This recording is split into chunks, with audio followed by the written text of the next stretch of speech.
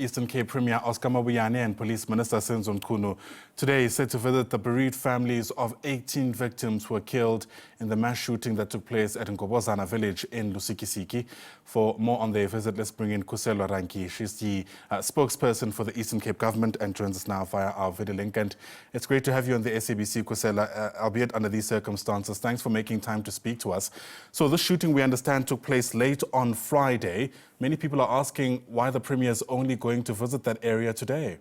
You would understand that it was a very tragic incident, and it was important for the leadership of government to allow the police time and space to conduct their investigations and without perhaps being a nuisance to those that are working on the ground. But yesterday already, there was presence of government, at least the leadership of government, following the sending or the fact that we had sent over the weekend social workers already to provide immediate support to those families that were in need of support given the traumatic incident that has occurred in that area. So it was only then determined that the Premier can go to visit Lusikisiki this morning. Yeah. And how would you describe the aim of his visit? And, I don't mean to be cynical in asking this, because in many instances, there are worries that these kind of visits, whilst they show a level of compassion from government, sometimes take away from the actual work that needs to be done by the families who I imagine at this time are completely grief-stricken and are trying to get a sense of how they're going to prepare for the burial of their loved ones. The Premier's visit to the area, as you would understand, as government, we do need to show support. Hence, there are those people that you refer to that have been asking why has he not been on the ground already. So it's important for him to go and show support on behalf of the provincial government as well as the people of the Eastern Cape, but most importantly, to extend a helping hand on behalf of government. Already, the Premier has instructed the Director General yesterday to coordinate a team of government officials that will support where required these families. And this morning we have been engaged in a series of meetings as a provincial government, the departments that are part of the provincial government, as the local municipalities, OR Tambo and Ngobozana Village local municipality. Part of those engagements, Ayanda, is to make sure that we understand the required support on the ground and we identify where government can help, including ensuring that we are able to move the bodies from the government mortuary to the funeral parlors that would, in the end, assist in terms of laying those victims to rest.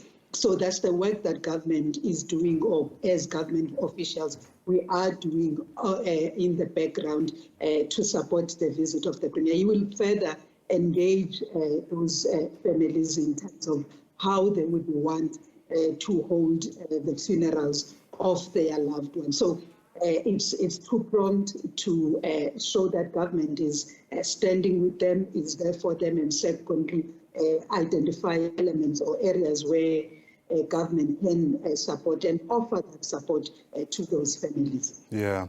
The President, in his statement yesterday, described what took place as an excessive criminal assault. The ANC in the Eastern Cape saying it was barbaric and unconscionable. All very strong rebukes of what took place. But many people in that community are completely disillusioned because the family itself, at least the one where 13 relatives died, we're told, was actually gathering because 2 other relatives from that family had been shot and killed last year, and there was no kind of justice for that. I suppose the question then becomes, Khuselwa, what the response from the government is to people who feel let down by the state.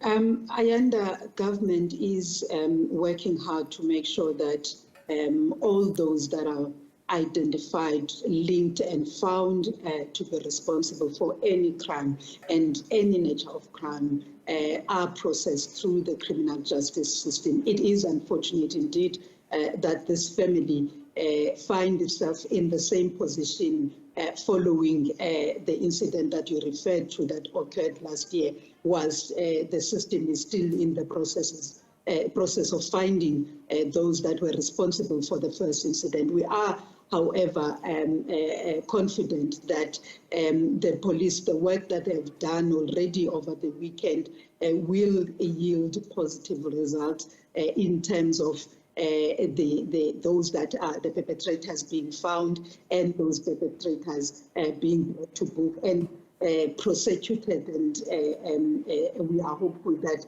there will be a maximum sentence that would be given by our courts in this incident.